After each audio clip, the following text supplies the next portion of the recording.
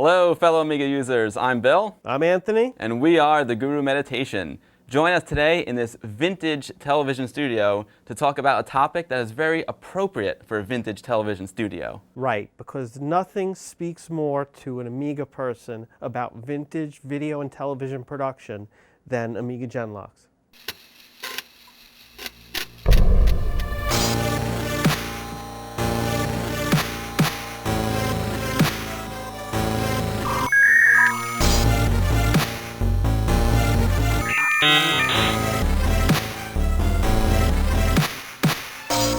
The Guru Meditation.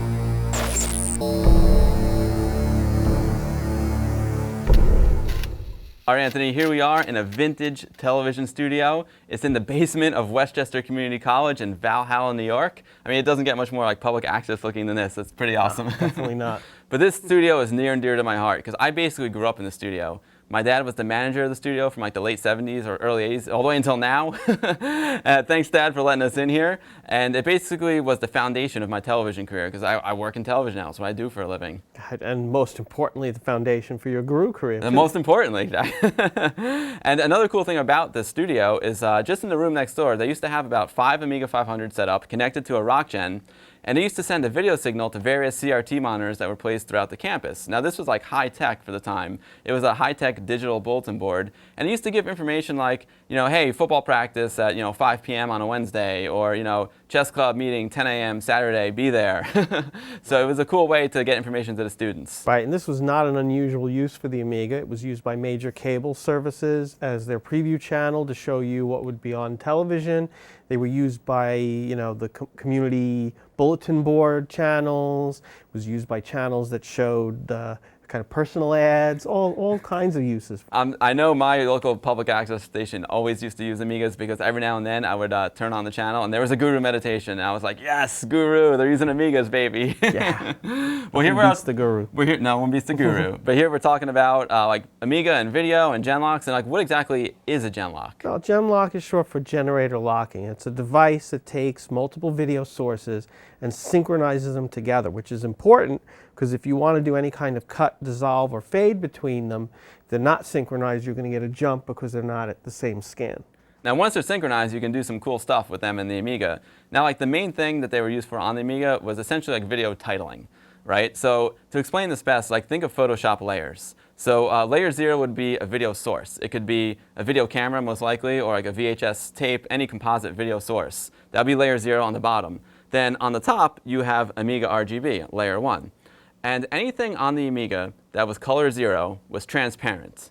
And anything that wasn't color 0 would overlay over the video. So if you want to make a title, you make your background color 0, and then make your title white or whatever. Your character's blue or white, type it in, boom, boom, boom. If I have a shot of you, I can type in Anthony, and it identifies you. But the possibilities are endless with that technology. Right, yeah. Big uses were, of course, like you said, is putting names, like if you have an interview, person's name underneath, titles, credits at the end of something. So yeah, you don't have to do the overlay. Like I actually used to use my Genlock, my RockGen, a lot just to export video from my Amiga because, again, we're talking Amiga 500. The only composite video out on that thing was a black and white composite out. So if I wanted color composite out, using the Genlock was the best option. I used to make animations. I wanted to record them, put them on VHS tape, and this was the perfect scenario for it. Right, and they kind of get useful nowadays with if your monitor dies, you can still get your Amiga hooked up to something. Yeah, I see you have quite a collection of Genlocks here.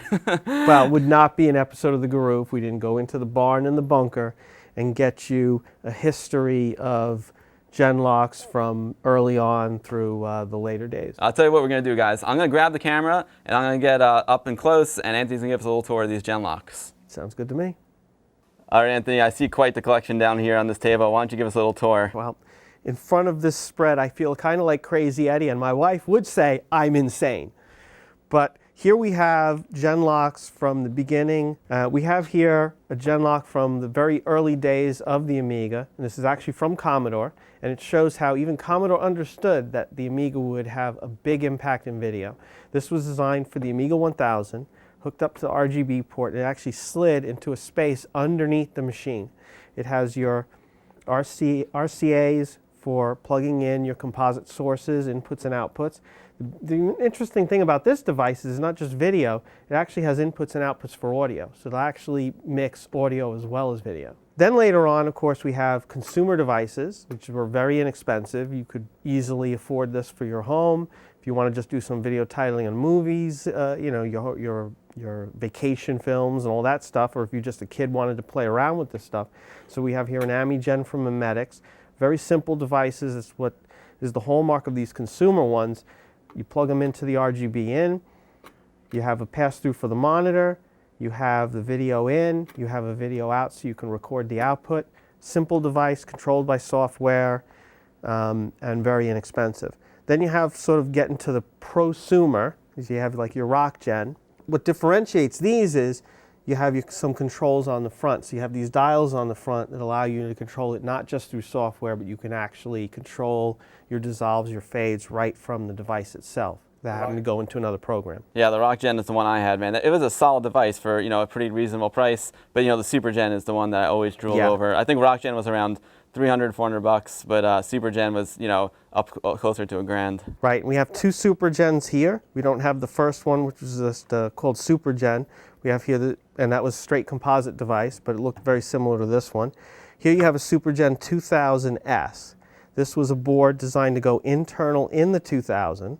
Went in the video slot. It actually has a box that would then clip on the back, has your BNC connectors, which are just like RCA connectors, just a different type, for hooking up your video in and out. And it has an external control box for your sliders to control your fades and dissolves. And of course, here we have the top of the line, the SupergenSX. This is just like this one, offers S-Video, also offers a bunch of extra features, but this is strictly an external box, so it's useful on any Amiga, whereas this one only on the 2000. Here we have a couple of others. This is a Greek special. Oh my God, it's the GR3000. It's like the Vincent GR3000. All the Greek Amiga Mafia guys, they all have GR in their names, so that's pretty awesome. I wonder if any of them have seen this before. What's up, Vincent and the Greek Amiga Mafia? Woohoo! Yeah, if you guys can talk, let us know a little bit more about this. I picked it up because it does S-Video, which is always, you know, more desirable than straight composite. The beauty of this device is it has some controls for, looks like color correcting with hue, brightness, color on the front. And last, we have the Genlock from GVP. This was one of the later Genlocks to come out for Amiga.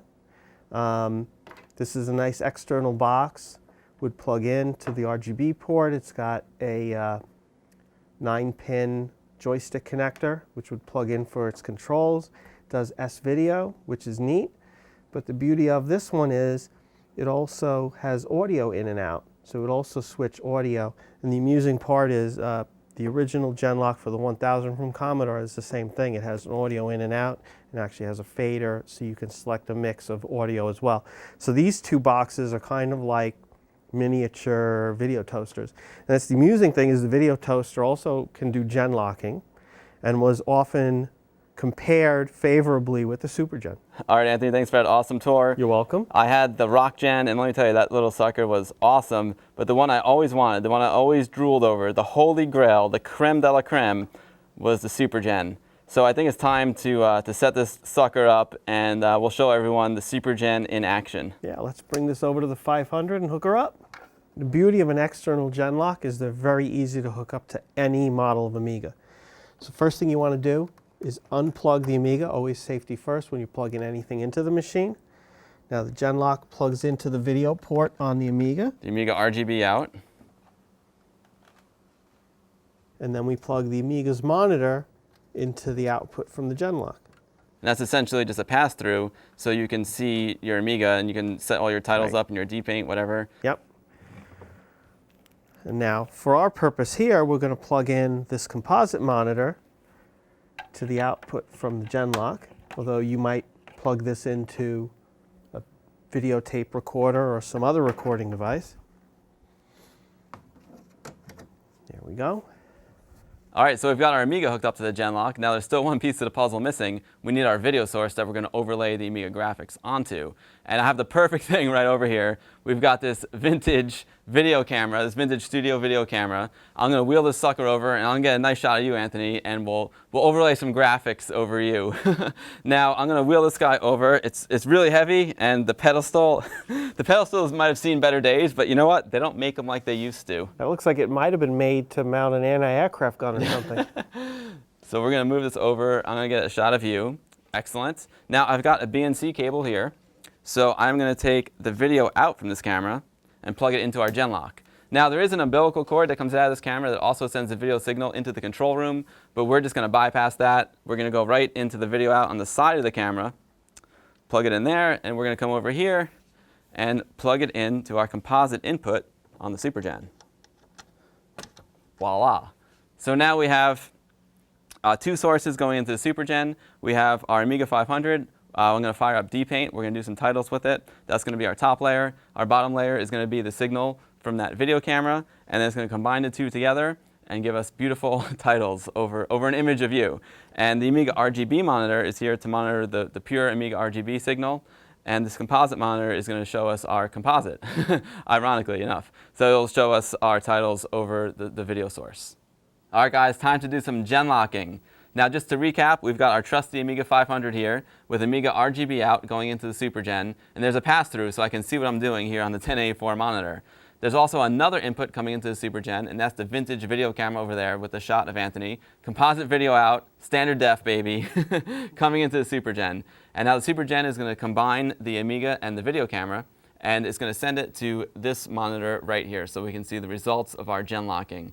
So let's get started. As you can see, there's Kickstart up on the screen. And we got a couple of sliders here that do some dissolves. We got a background slider and a graphic slider. Now, let's see what happens if we just start messing around with them. I'm dropping out the background. Give me that. Boom, and there we are. Grab that disc. Give me that disc. Let go of it, Amiga. I want that workbench. We'll put it back. And now let's see what happens if we pop down the graphics dissolve slider. Oh, there it goes. Now, this is interesting. There's some interesting effects. I mean, it's dropping out the blue, so it's almost like a chroma key effect. I'm a disc label. All right, let's go full Amiga and let's boot up dpaint. I got dpaint 3 loaded up here on my It's a strange square thing. Yeah, what is a strange square thing? Let's pop in dpaint 3. I thought that was just an icon for saving stuff. As you can see a little man jumping in the icon here, and that's to indicate animation because dpaint 3 was the first version of dpaint that had animation. And I did a lot of animation back then. So you could set up animated titles with this, have them move around on the screen. All right, here we are. So we're going to choose our screen format. Now, we're going to use the built-in fonts, which are pretty small. So I'm going to stick to low res. So that will make our fonts a little bit bigger. Now I'm going to switch into overscan mode on the Amiga. That's going to give us a little more resolution because the signal coming in from the camera is actually a little bit bigger than 320 by 200. So I'm going to turn on overscan to maximize the range of our Amiga graphics. And we are in the United States, so we're going NTSC, never the same color. And obviously the SuperGen is an NTSC version of the SuperGen, so we're sticking NTSC. Of course, overscan allowed the Amiga to display out in what was generally a blank border of the screen. Yeah, because what happens was, like, for example, I would do some animations and I would have the titles like fly in from off screen, but because the Amiga resolution was smaller, it wouldn't start all the way over at the edge. So all of a sudden it would be appearing out of kind of like the left side, but not all the way off like the left side of the screen, and it was pretty annoying. So that's why we opened up the overscan. And here we are in dpaint. So let's just mess around with our sliders again, because I love the dpaint workbench, with all the tools over there, the palette. Let's see what happens if we start mussing around with the controls. I'm gonna fade down. I was in a title bar for a second there. Yeah, I'm gonna fade. I'm gonna hold this up. Oh my God, it's falling on me. So now, as you can see, color 0 is the background for our dpaint, and I just keyed it out. Click, click, click, click. It's like using a tablet, like a modern tablet, right? So this is what's going to allow us to make a title here for Anthony. I'm just going to go full Amiga now, so it's a little bit easier to work. And he doesn't have to try to draw on my face. And I was trying to draw on your face. I'm going to go to the text tool, and I'm going to right-click on the text tool, and we're going to choose a font. We are going to choose the largest font available to us. And these are just, you can load in like much fancier fonts than this, but these are just the basic ones that came on the disk. They're basically workbench fonts. And I think Diamond 20 is the largest font that we have, and we can click the Show button here to preview it.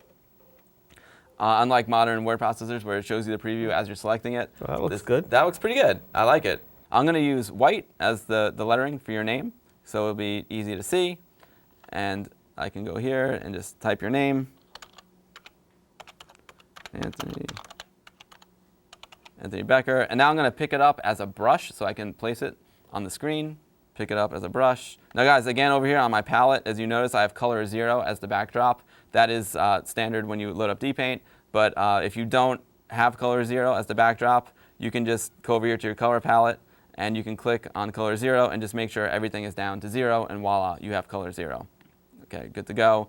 I'm just going to hit clear. When you hit clear, it blanks the screen with your background color, which is color 0. We'll put Anthony somewhere down here, and let's bring up the video camera. There we have it, and we can place it anywhere we want on the screen. Now notice this, you have some really awesome vintage computer hardware down there, some awesome Genlocks. The problem is they're pretty bright right now, and I chose white for the font, so I think we need to give it a background. You know what I'm saying? So it can stand out a little bit more. Yeah. What a ham. So I'm gonna put down this brush. It's good I didn't wear a white shirt too. Yeah, right. I'm gonna put down this brush. So we're gonna put a background behind the text for Anthony. I'm gonna do a rectangle behind it. Instead of a solid color, I wanna do like a gradient fill. So I'm gonna go define like a little gradient here in the palette. I'm gonna do a range. I think we'll keep the theme of the guru. And we'll stick with red here. I'm just going to fade you down there so we can work a little bit easier. So I am going to click on red. That's going to be the first color. And I'm going to click on range, and we're going to go red to this yellowish brown color. That will give us a nice little range of color just to make it a little bit more interesting. And now I'm going to go to the fill tool, square fill. I'm going to right click on it to bring up the controls. And we don't want a solid, we want a gradient. So I am going to click on a horizontal gradient. And I'm going to click on the first color in our range, which is Guru Red. And there you go. You can see at the bottom, it goes from like red to a dark reddish maroon to that dark yellow. So I think it's a nice, hey, for a quick thing, you know, it's nice. It'll work. It'll work. I'm going to draw it somewhere around here. Something. Again, we can always move this. We can always pick it up as a brush and move it. But something along these lines will be nice, like, oh, there's our gorgeous gradient rectangle. I am going to pick up Anthony's name as a brush again. Voila. Look at that. Not bad. Not bad at all. I'm going to erase it up here by holding down the right mouse button. I'm going to pick up a smaller brush. Boom, and voila. There we are. Now in this case, well, it's not bad up there because we can still see the Genlocks, but I could always, you know, pick it up and drop it down a little bit lower. Something like that. And, you know, and there we have, you know, there we have Anthony Becker. But and that is basically the essence of the Genlock. Again, we can mess around with these sliders here. We can, you know, fade it in and out. Right, so now as your video is playing, you get to the point where you want to show the name. You just slide the slider up and fade it in, and then you can fade it back out and get rid of it. Now, as you can see, like things like this are super easy to do today. Like it's built into Adobe Premiere, built into your Final Cut Pro. Everything's digital, but you know this is what we had to go through back then just to get some simple titles. Yep. Yep, and it was all sort of, in essence, done live onto the video. Now, you don't have to do keying with the Genlock. Like I said before, I did a lot of graphics. I did a lot of DPaint graphics back in the day. I did DPaint animations. I did Imagine animations. And this also is just a great way to get my artwork out onto videotape. Right, because as you can see, if you just bring the graphics up, you have the output from your Amiga, you hook up your tape recorder onto the Genlock, and you just able to record the output from your Amiga very simply. Yeah, because don't forget the output on this Amiga, we have Amiga RGB and we have composite video out, but the composite video is actually just black and white on the 500. So this is the best way to get color graphics out of your Amiga 500 back in the day. Not bad, Anthony. And of course, DPaint 3 also has animation features, so if we had a little more time, we could make an animated title, which is also cool. Did a lot of that for my high school videos, for my video club, did a lot of that for Westchester Amiga user group meetings. But this is just a nice, quick little demo so you guys get an idea of what it's all about. All right, guys, hope you enjoyed that little demo. I just decided I want to show you the SupergenSX in a little more detail because, I mean, this thing is sexy and it has some cool features that we didn't demonstrate in the video, but I want to share them with you. So first let's take a look at the inputs and outputs, which are up here across the top. First on the left is the key signal output. Now this is one that you may or may not use. It's really designed in a television studio environment.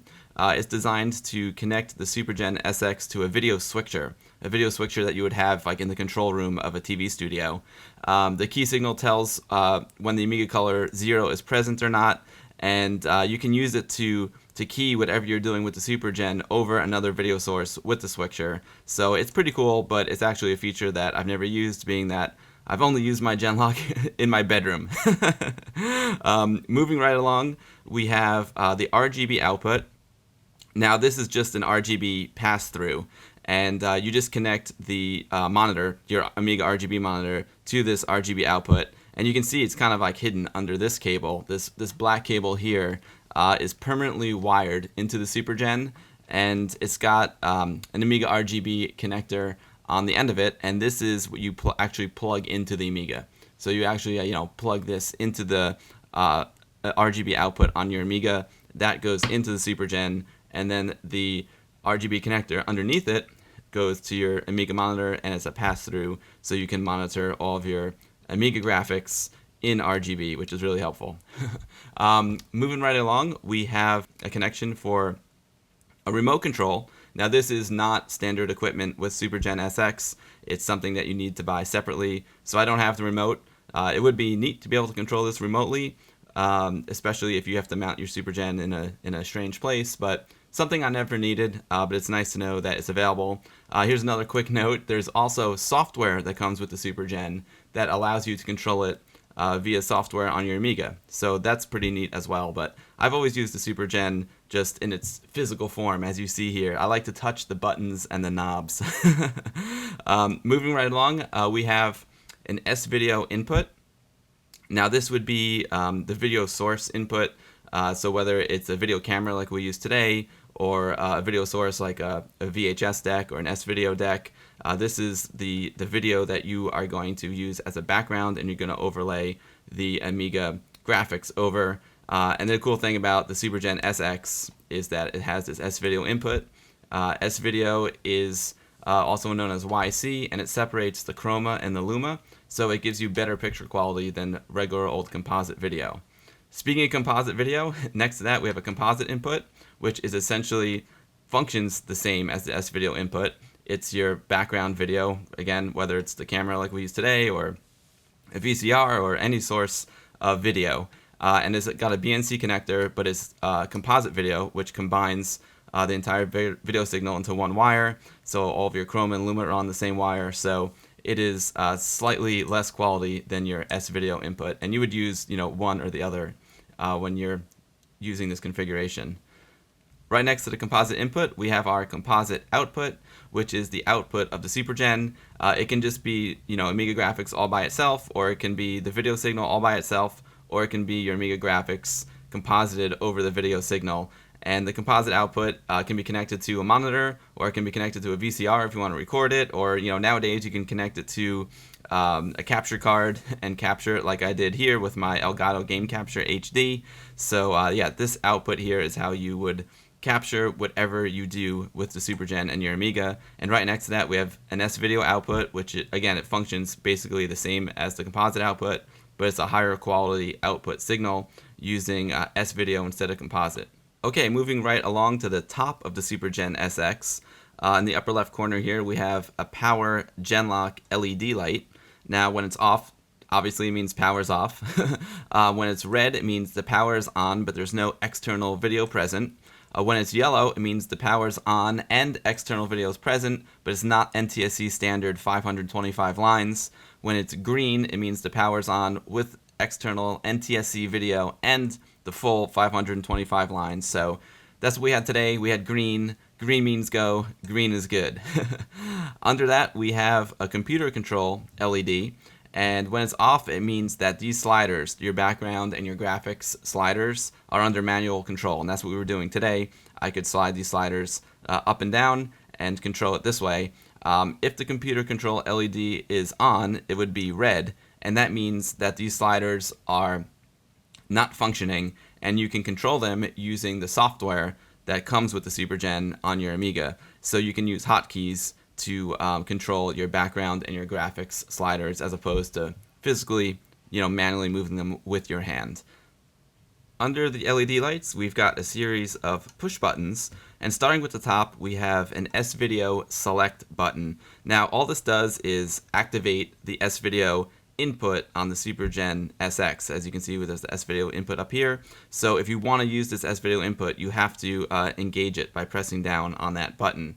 If you don't engage it, it will automatically go to the composite input. So you can have them both attached at the same time, but only one can be active at a time.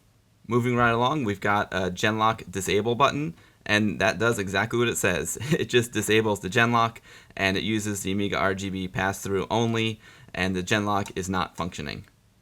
So next we have the Interpretive Dissolve button, and what this does is it controls the manner in which the dissolves are made. If it's not active, if it's in the up position, then all the RGB colors are dissolved at the same rate.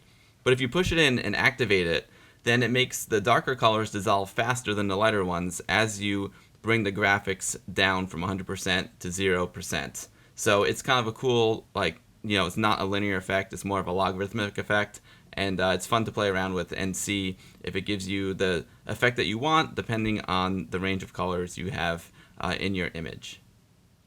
Then at the bottom, we have the notch filter, or as Anthony and I like to call it, the nooch filter, the snooch to the nooch filter. Anthony and I are both big Jay and Silent Bob fans, so we love the nooch filter.